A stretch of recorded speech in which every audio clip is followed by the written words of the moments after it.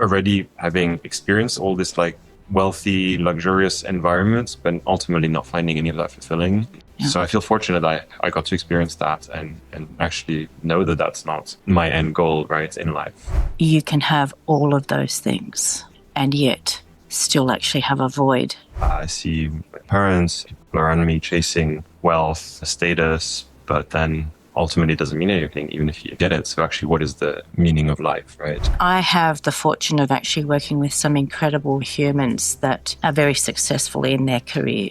The one thing that you would think that they have choice and agency over is freedom. But that doesn't seem to happen. We have a limited time on this earth, right? But what do we want to be doing with that time? It comes down to ethics, doesn't it? I think, at the end of the day, when we're looking at any sort of system, it's not the system itself that actually breaks. It's actually the human at the center of that system. This is Let's Pay Attention, Hacking Consciousness. I'm Cathy Dimarchos. Let's explore what it means to lead, live, and listen with intention. Well, hello everyone, and welcome to Let's Pay Attention. Do you know, I actually find myself sitting in the same space as my next guest, literally. But we're going to do this, I guess, in a way that allows you as an audience to be able to see the two of us separately, even though we are actually connected energetically. So we actually did this interview maybe a couple of weeks ago, and for some reason it just didn't land. And so I often ask the question, what was it that needed to actually happen that maybe didn't in that particular episode? So let me share this next guest with you with an understanding that, yes, like every guest, they are incredibly special. But there's something about Laurent that I know that you all actually see, feel, and hear. So let me share a little bit of what he has actually, I guess, walked this planet so far in experiencing. So Laurent Novatin is actually the founder of Zensate, which is actually an immersive wellness technology company creating light, sound, visual, and vibration-based products and experiences designed to awaken human potential. He's also the head of experience design at Ammortal, which is actually a leading US-based biohacking technology company. Laurent's path bridges deep contemplative practice with cutting-edge technology. Now, at the age of 16, he actually felt a calling to study Buddhism and Japanese with the intention of becoming a Zen monk, a journey that led him to Japan. There, his creative curiosity unfolded into producing multimedia showcases and immersive cultural events, fostering exchange between Tokyo and Berlin. In 2010, Laurent returned to his spiritual roots, undertaking extensive training and initiations in meditation, sound therapy, core shamanism, psychedelic therapy, tantra, qigong, and yoga. Guided by his inner exploration and a lifelong engagement with art and technology, he designs transformative experiences that support well-being, presence, and human flourishing. Laurent's work focuses on harnessing the power of art technology to help individuals reconnect with the source of their own well-being. So please actually join me in welcoming Laurent. Laurent. It is such a joy to actually be here with you. And I know you're actually sitting right next to me. I guess, Let's Pay Attention is really actually focusing on being able to sit in presence, experience life in that very moment and being able to observe what it is that we're experiencing. And so on many levels, this is actually around consciousness. So if I may actually ask, what is consciousness for you? Thank you, Cathy, for the introduction and invitation to be here. Yes, consciousness, interesting question. I would say there are different levels of consciousness. We have consciousness with a capital C, which is kind of the unified field of consciousness that we all share. And then there's consciousness, on an individual level. It's like embodied into some kind of physical vessel, right? Like the human being or an animal or plant or any sentient life form holds a piece of this consciousness, right?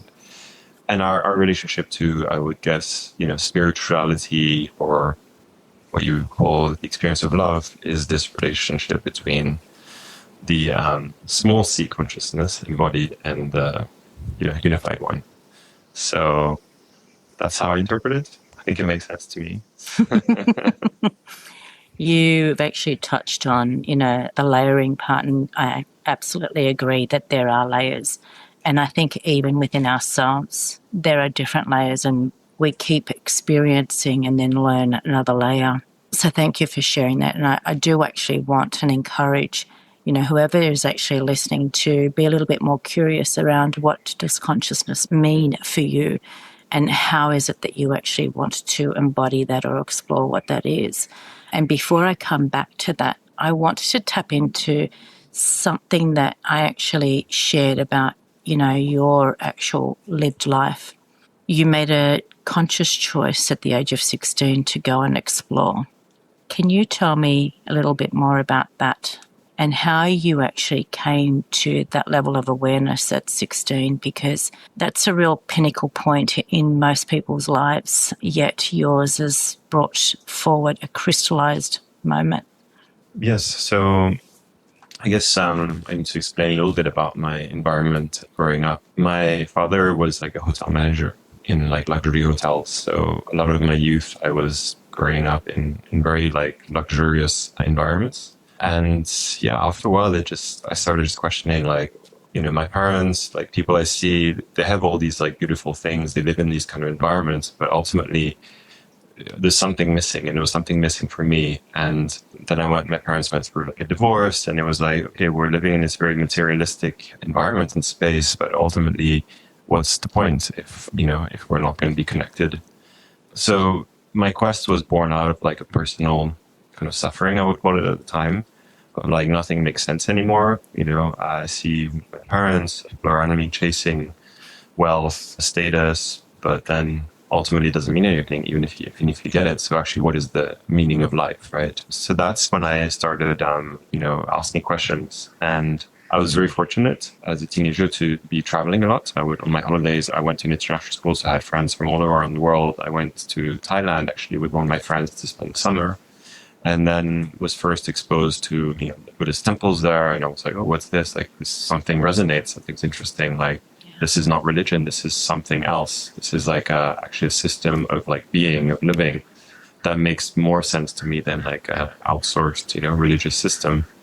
And then the following year, I was in Japan visiting, I was studying Japanese at the time, and I was also visiting temples around there. And then I really felt a call to the Zen Buddhist temples that I came across.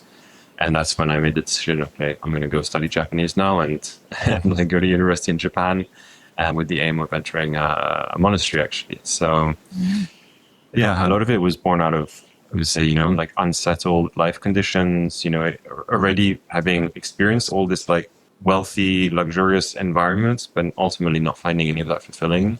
Yeah. So I feel fortunate that I got to experience that and actually know that that's not my end goal, right, in life. Yeah.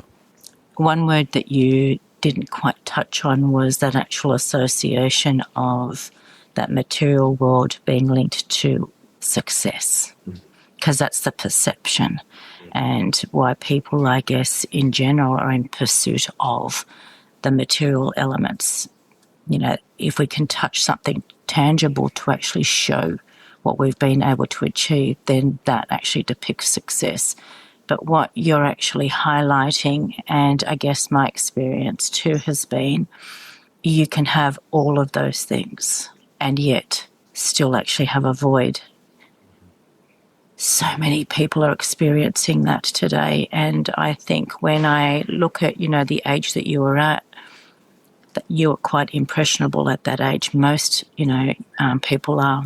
What you have highlighted again is that you see the fortunate position that you're actually in to be able to, I guess, see different lenses of the world and then actually have a willingness to explore. That's a really unique path to actually follow.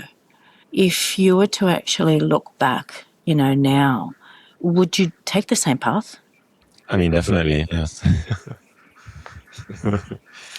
For me, it's the thing is I don't see it's like either or, right? You can actually walk your path and your purpose, and be conscious about how you want to live your life, but also attract abundance at the same time. So why not do that in that way? It's way more fulfilling than just seeking like a materialist pursuit without and making that like kind of the end goal and and the journey. That's just like very uninteresting actually. And we have a limited time on this earth, right? But like, what do we want to be doing with that time?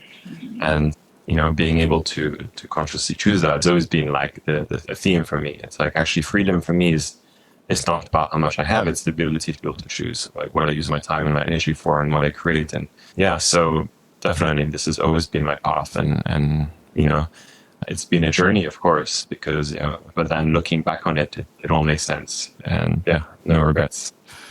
Choice and freedom, two things that I actually talk about quite a lot. And I often say to people, particularly when they're trying to actually find some logic, to an action or to a position or to an outcome. And I have the fortune of actually working with some incredible, humans that are very successful in their career. The one thing that you would think that they have choice and agency over is freedom. Freedom to choose to drop things whenever they want, to be with family, just to be with themselves. But that doesn't seem to happen. And so that priority piece of what you talk about as choice, choice for freedom, can we explore that a little bit more? Because I think most people assume that when you have a certain number of zeros behind your name, that gives you choice and freedom. But my experience is that they don't choose the same things. What's your perception or experience of that? Yeah, that's a good question. I think it's being able to choose to follow things that are interesting, right? And that like resonate with you. And part of knowing what those things are involve like a journey of self-discovery, right? Like knowing yourself. So if you just end up with like a bunch of, zeros in your bank account, but you haven't gone through that process of self-discovery, ultimately I think you will feel quite stuck, right? After a while, you will just choose things that are easy, like, bring you short-term satisfaction. But if you don't go on that journey of like understanding yourself, then the things that really resonate, the things that are really passionate, the things that you want to create and bring into the world are not necessarily going to come your way. So for me, it's a bit of, it's difficult to say, because it's kind of like you need to go on this journey. You need to go on this journey to understand yourself, and you need to go through like struggle and like challenges and, initiations, and to become who you're meant to become. And then with that, like a lot of interesting things will actually come your way, right? Things that like you hadn't even thought of before, but you need to go on that journey. So in a way, sometimes I feel like having like a lot of money before doing that kind of like might be limiting actually, because there's no need to necessarily go on that journey right away. Like as an entrepreneur, I've been an entrepreneur for the last 20 years. I've had like a lot of ups and downs and, successes and failures, but that's like how it made me who I am today. So, and it's combined also with the journey of self-development and like, understanding myself, because the more I understand myself, the more I can create from a deep place within and bring things into the world, right? So that's how I would answer that question, if that makes sense. Yeah, look, that layering of understanding yourself, I think sometimes people think that I'm from another planet when I actually say, yes, I understand that you've done the work, but that doesn't stop, It's almost like, if I can liken it to somebody that, most people would know, and that would be Simon Sinek, who actually says, well, there is no expert leader, the leader actually still keeps learning. And that's actually the discovery piece with awareness. Having the ability, what I say is to pause. Pause doesn't actually mean that, you're chopping at the bits, saying, I'm going to bite my breath, but I want to tell you this, I want to tell you this. It's actually recognizing what is literally happening in that moment for you. So the observer becomes the observer. and having that ability to genuinely do that deeper work and understand yourself, and not from a position of judging. It's literally just acknowledgement. This is where I'm at. And so if I explore back to one of the earlier things that you've shared, your actual, learnings with Qigong psychedelics, I'm going to say perhaps ancient wisdom. What would you say were your greatest learnings through that?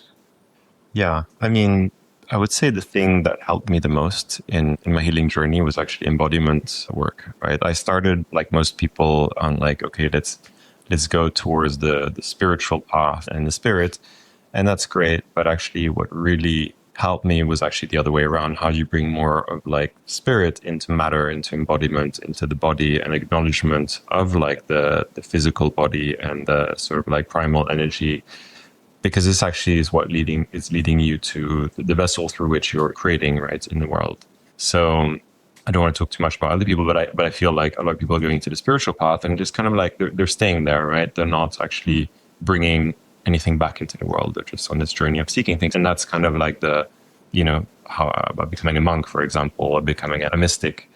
So yeah, what's been really helpful for me was actually combining both. I started this way, but then I actually started going more this way and actually exploring like what are somatically, physically things that are like blocking my being from being fully in this world. And then coming really into that like acknowledgement of like, I'm choosing to be here incarnated in this human body, right? I'm choosing to be here. And there's a really conscious choice that was made at a soul level to do that. And then once you connect, soul and matter, then it's like actually you're bringing a lot of energy into being incarnated in this world.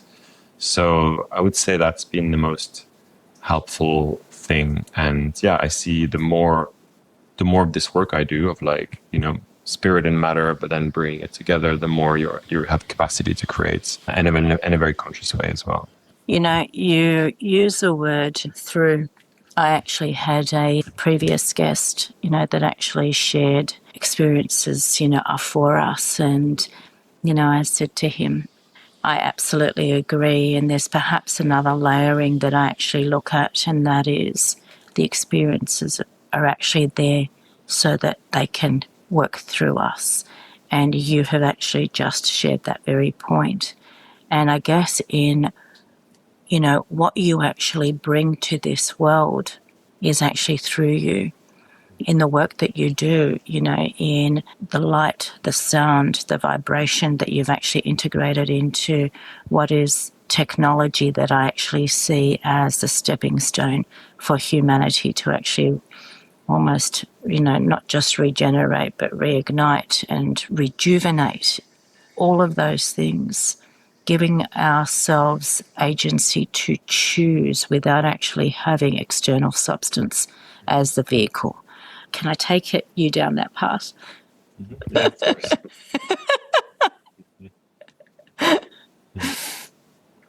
So what was the specific question? I'm sorry. You used the word through, and I think you're actually living that.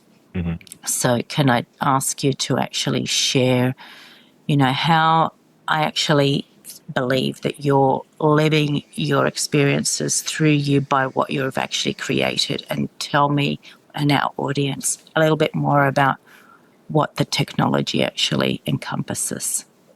Yeah, I mean, I see our body is some kind of instrument, right? And our body is emitting some kind of frequency. Our voice is definitely in a frequency, and we're resonating energy waves into the world and influencing people around us. So everything's working actually through resonance and vibration and light, right? So what I essentially was wanting to create was like an inner experience of like vibration. So we're essentially using like haptic stimulation, vibrating through like a heated waterbed. This is creating a very like inner experience of sound vibration similar to that you experience in the womb when you're just a fetus floating in the womb of your mother. And you experience a lot of vibrations in that state from the heart and the different organs of your mom. So actually, when we experience low frequency sound vibrations, we associate our experience, our prenatal experience, and it makes us feel very safe and very relaxed. And immediately our nervous system like downregulates, and we become very relaxed and very open. So that's the first element of the product that I'm designing. The second one is, of course, with like sound and music. Like, how do we use sound and music to bring people into different states of consciousness, whether it's like mental states, cognitive states, emotional states. And, this is definitely helping to like help people to feel, right? Help people to feel emotions, just like how we would also watch a movie in order to experience like different types of emotions.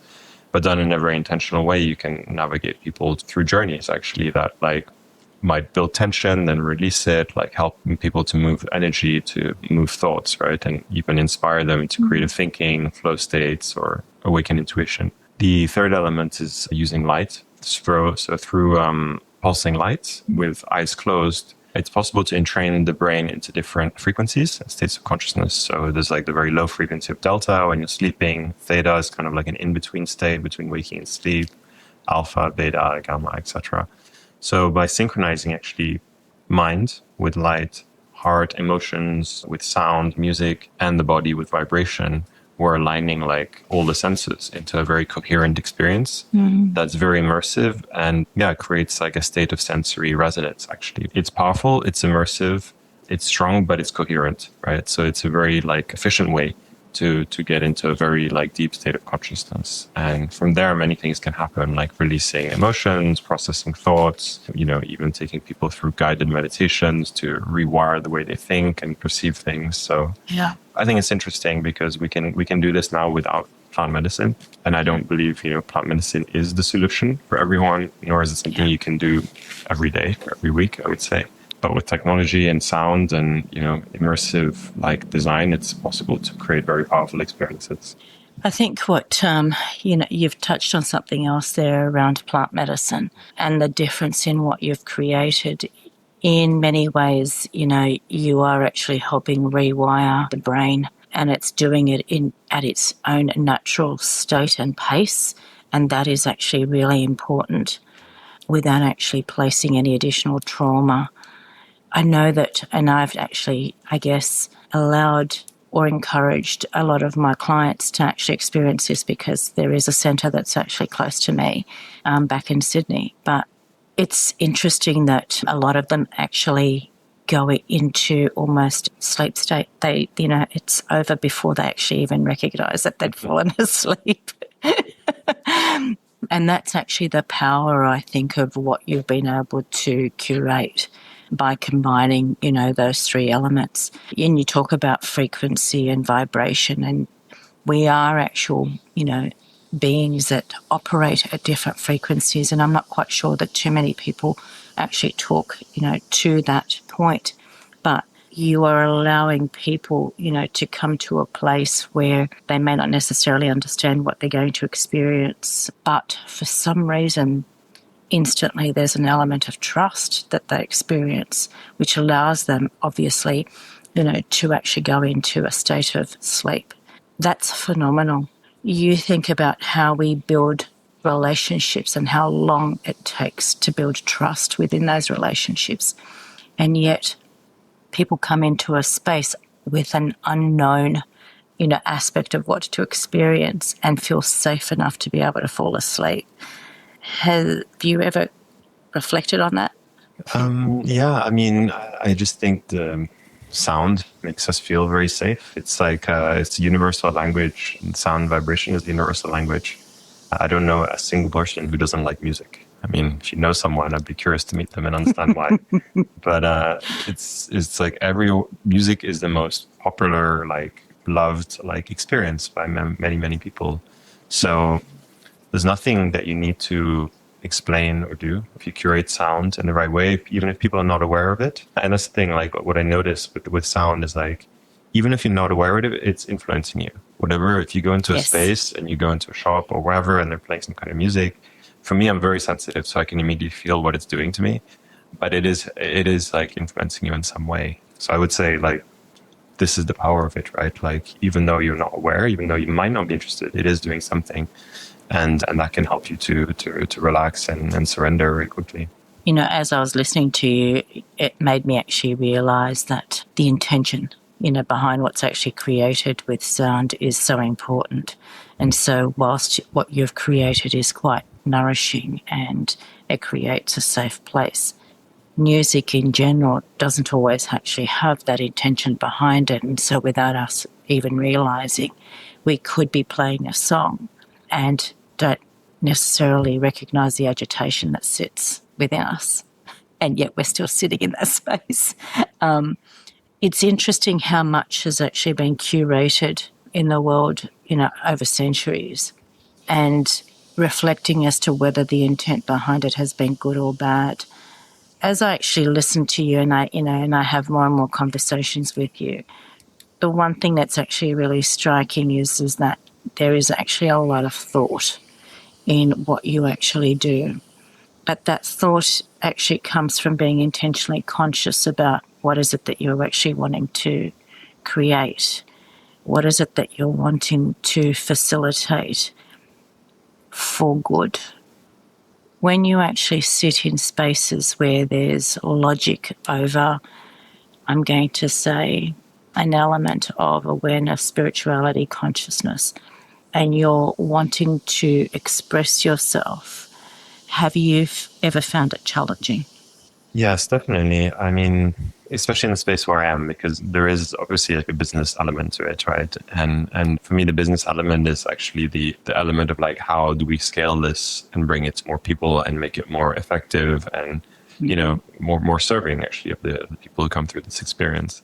So yeah, having to work in that space of like logic and, proving things and, science. I'm not saying science is bad, but at the end of the day, it's about like what you feel and what you experience and did it help you as an individual?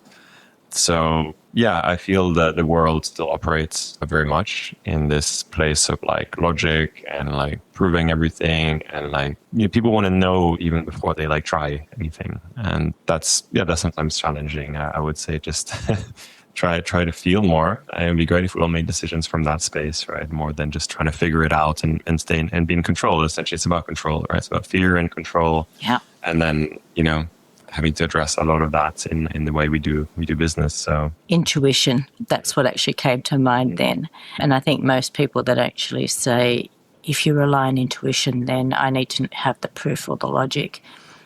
And I guess my background comes in a very logical framework, or that's what my education has been. So in finance and in business. So very, very analytical, especially from a compliance and governance perspective. And maybe a couple of years ago, I was introduced to an organisation that is very heavily reliant on policy. And the CEO actually said to me, Cathy, if it was anybody else, I would really struggle because you talk from a position of intuition. And if I didn't actually hear the backing that you then actually provide with the logic, I would say that you'd lost the plot.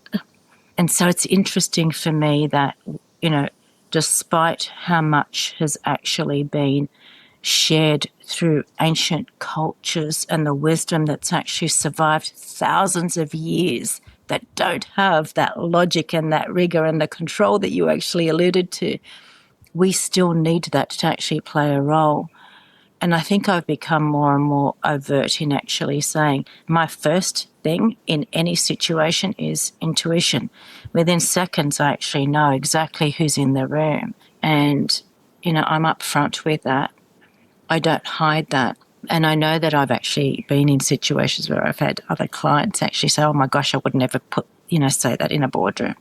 It's the reason why I actually love having these sorts of conversations, especially with people like you, that the technology that sits behind it actually has a lot of logic to it. Mm. Yet you are driven by intuition. And so it's not exclusive. One is not necessarily exclusive, but the driver, I think, and your experience comes from an intuitive element. Would you agree? Yeah, definitely. I mean, for me, technology is an enabler of an intuition or art or something that's actually like tool, right? So I don't see the difference actually. For me, the type of logic that I find more limiting is around when it's like based around like fear or control, right? And A lot of the technology is actually developed in a creative way, right? So a lot of people have like an idea and then they figure out how to enable it through technology and what's available. So, yeah. If we were going to actually talk about adaptive technology, I know that in our previous conversations, you had talked about some of the work that you're actually doing in the US. Do you mind just sharing a little bit about that? Yeah. So, as we can see, technology is becoming more and more like intelligent, right? We're also understanding a lot more about the human body, mind, emotions, and understanding new ways actually to measure our internal state of being.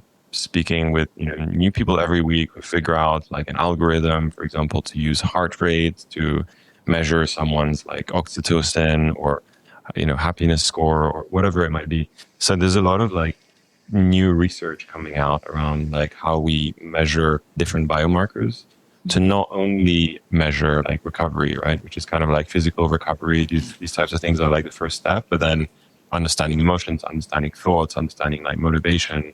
These are all things that are possible to measure nowadays using sensors and data and, even sometimes AI. So a lot of the work we're looking at now is actually how do we create adaptive experiences for people. So imagine you could come into a room, there's maybe no human present, but the device would actually be able to understand where you are at, how you are feeling, and guide you towards a specific outcome, help you to understand yourself through whether it's like some kind of voice conversation, whether it's through music. So yeah, that's very interesting, and definitely I think it's the future actually of music and even of like movies and media. It's all going to become generative and adaptive. Yeah. But we have to choose, again, it's about intention, right? If you want the music to guide you towards just like, I don't know, for example, escapism or these kind of things, it can do it, of course.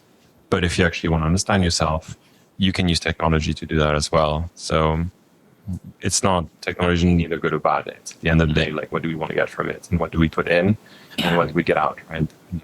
It comes down to ethics, doesn't it? I think, at the end of the day, when we're looking at any sort of system, it's not the system itself that actually breaks. It's actually the human at the center of that system.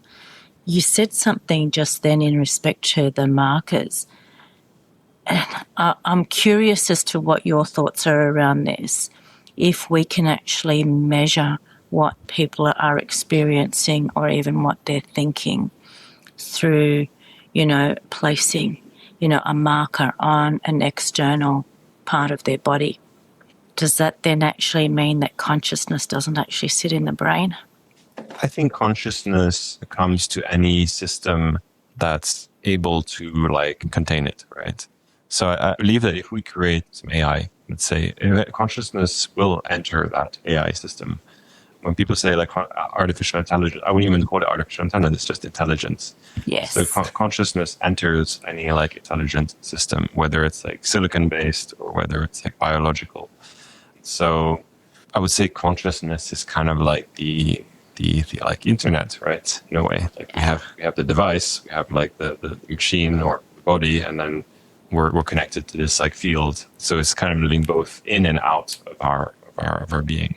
I'm glad that you went down that path because that's actually my experience as well. And so, I don't know if you've ever had an experience like this, but, you wake up or you're actually sitting somewhere in the world, but your thought and what you are actually feeling has brought you to actually crystallize what might actually be happening for somebody else. Have you ever had that? Yes, definitely. I mean, I've seen that happen in my sessions as well, people having telepathic experiences. So I'm not at all surprised. And yeah, I've also, studied core shamanism where you actually intentionally do that. So it's very interesting. I know it's possible. Yeah, it's just like something very like subtle but if you fine tune it, it's not subtle anymore. It's just a practice like anything else. Yeah. So, as it goes back again to your intention, you're actually creating, or when I use the word curating, and you and I have had a discussion of the nuance around that. So the intention behind what you do is to enhance positively the experience and the life, of people. Mm-hmm. So we can actually be anywhere within a room, and what we're actually, I guess, holding on to vibrates through whoever else is actually in that room. And so therefore, with what you've created, in essence, you've actually got people sitting in that room. So despite what they are energetically feeling when they walk in, the essence of what's actually happening to them vibrationally shifts. Is that what your understanding is? Yeah, I would say sound and vibration. Like, first of all, if you come into the room and you're carrying a lot of things, the first step is coming back to baseline, right? Coming back to like a center or like a state of like homeostasis, right? We call this homeostasis like nervous system, like balance. Yeah. And depending on how stressed you are, or how heavy you are coming in, how much baggage you have coming in, that might take longer or shorter. Once that happens, then there's like a more of like space for discovery, and that's usually when more of like this like insights or creative thoughts or rewiring can kind of take place. So whether you're there for 10 minutes or an hour, you're going to leave feeling tangibly different. Like, even still now, I have to bed back here, and I've been working a lot and I'm feeling stressed, I go on for like a few minutes and I just feel completely refreshed. It's such a powerful way to just like move your energy and like release this like stagnation. It's working at a very like energetic level and tangibly as well. You can feel it. You can feel your energy moving, right? So yeah, look, it's interesting. I mean, we talk so much about, particularly from a corporate world, we talk so much about gaining trust, culture. Wouldn't it be fascinating if we actually had, beds in organisations? So to actually bridge that gap that exists, theory-wise, we talk about psychological safety, but if we do not actually create the space and the energy, for that to actually take place, then trust does not actually get built, and creativity and innovation does not actually come to, fruition. I don't know whether you thought about that, but that just actually came to mind because I was just thinking, you just said that literally, you just actually lie on the bed that's sitting behind us at the moment. And how incredible would that be? Organisations invest so much money in what I would actually call a junket, send people off to a one-day, conference, and all of a sudden they're going to actually feel great. Well, that's not the reality, because our nervous system actually remembers everything. And so it doesn't just strip off all the bad experiences just because you've had a one-day, event to, spruik you up. Yeah. But we can actually have beds in the office. Yeah. I mean, definitely, and it really resonates with me. I mean, at the moment, I'm doing 4 businesses in parallel, plus working for a company in the US. So I need like to be very careful about my nervous system, and it's like I'm often on the edge of what I can manage.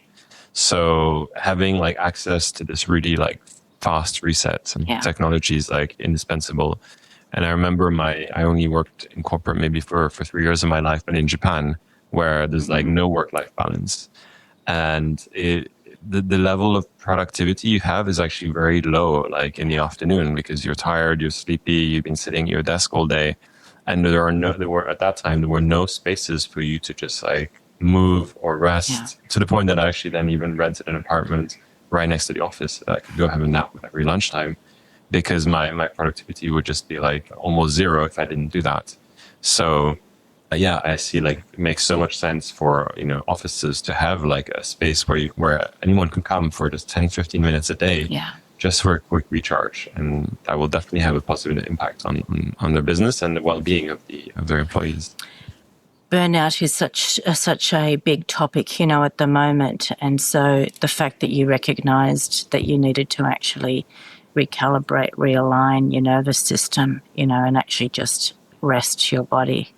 is a key contributor. Most people just keep pushing through. So look, I would love to explore that a little bit more, and maybe we do another session that actually focuses particularly on organizations and how we can actually help them, through this technology and other innovations that you've actually got in place. But if I was to go back to, if there was actually anything that you would actually share with your audience after listening to this podcast, what would that be? Yeah, I mean, at least for me, I feel like a big journey for me has been to like understand my motivations behind my choices, and when are those choices driven by ultimately, I would call it fear, right? Like with a big F, and like all the layers, behind that, and when are they actually driven by genuine interest and like passion and like inspiration? So just becoming more aware of that, could unlock a lot of things. Because I think we're mainly driven by fear, right? And at the core of it is the fear of dying, right? That's the biggest one. Mm-hmm. But then it kind of like layers on top of that. And I think that the world narrative right now, there's a lot of reasons actually to feel that way. But yeah, I would just encourage you that, that essentially like living in the present moment and trying to be more conscious of that, of what drives you. Intention, right? Mm-hmm. In simple terms, what is the intention behind it? Do you reminded me of a situation many years ago. One of my staff actually made, a bit of I'm going to say it, an error. Several hundreds of thousands of dollars actually went missing through an error in instructions, and it actually had no recourse. That was evident. And they came in absolutely fearful, couldn't even breathe. There was tears rolling, couldn't even breathe. And I thought something had happened to their family. And I said, well, whatever's happened, just go home, do what you need to do. And they just looked at me.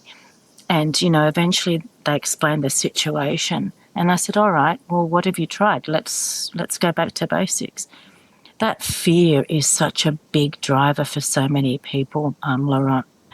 She came back a couple of days later and she said, I just want to actually say something to you. And she said, thank you, because she said, I actually had an experience where I had crashed my mother's car many, many years ago. And the first thing when I rang her to tell her about this was, how bad is the car? And she said, your thing was go home, do what you need to do. It wasn't, it wasn't actually coming from you've stuffed up. It was then actually followed by, okay, what have you tried? Okay, well, let's try and work through it.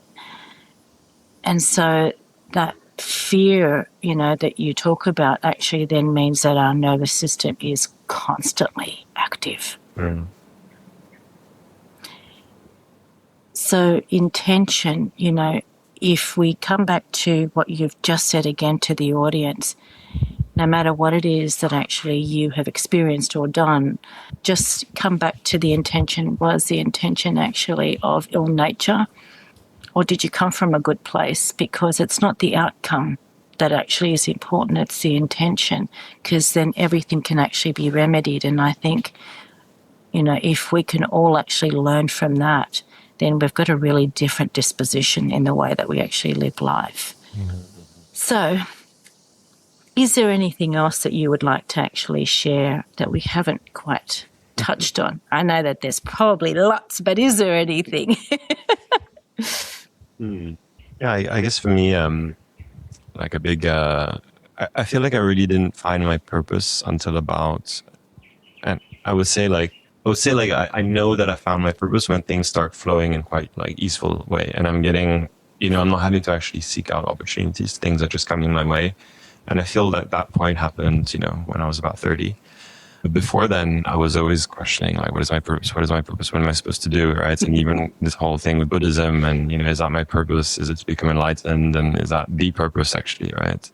So yeah, that's been like a key theme of my life is like purpose. Like, what is purpose? Do we have a purpose?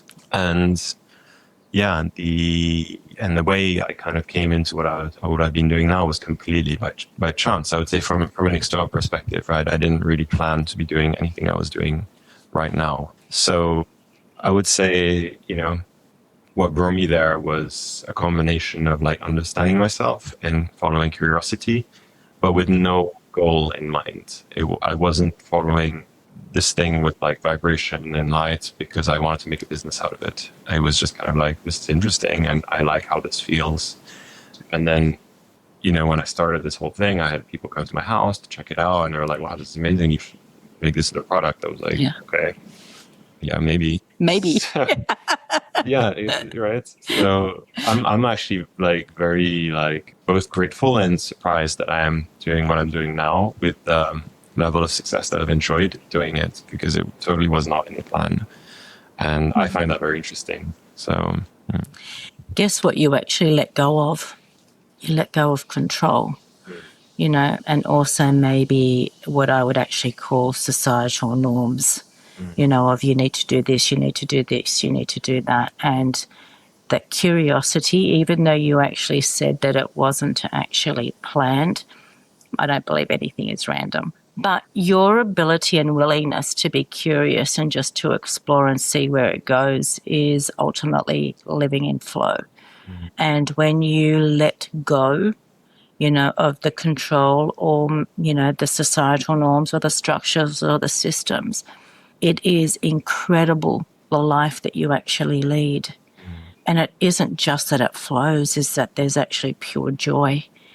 And I think that's what you alluded to really early in the piece when you shared, your family story, the piece that you actually recognized quite early on in age, which, many people don't actually, I guess, pause long enough to ask what else is possible, what else is, this life actually about. But I do want to actually just let our audience know that we are live together. And do you think we might be able to show them the bed? Yeah, it's kind of behind me, semi-assembled.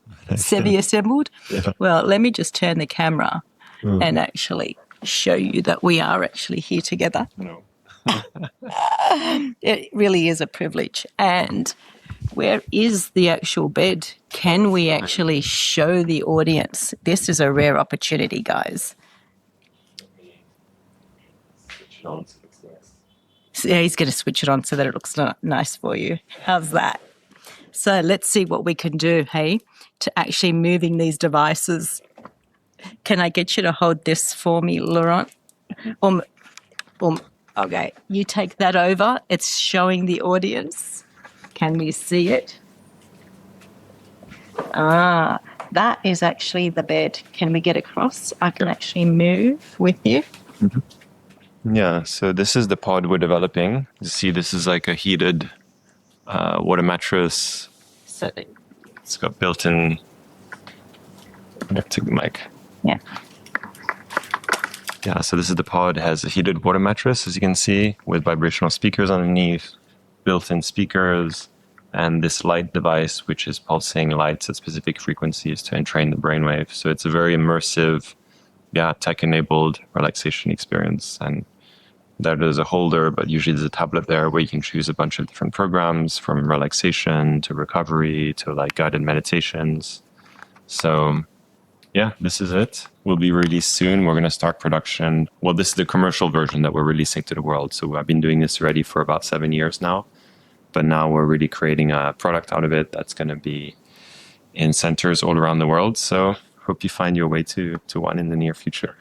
Oh, this has actually been wonderful. And I'm so glad that it didn't work out the first time, because we're now doing it in person. Yeah. All right. Well, thank you, Laurent. It's been a Cathy. pleasure. And this has actually been Let's Pay Attention, Hacking Consciousness. Yeah. Thank you very much.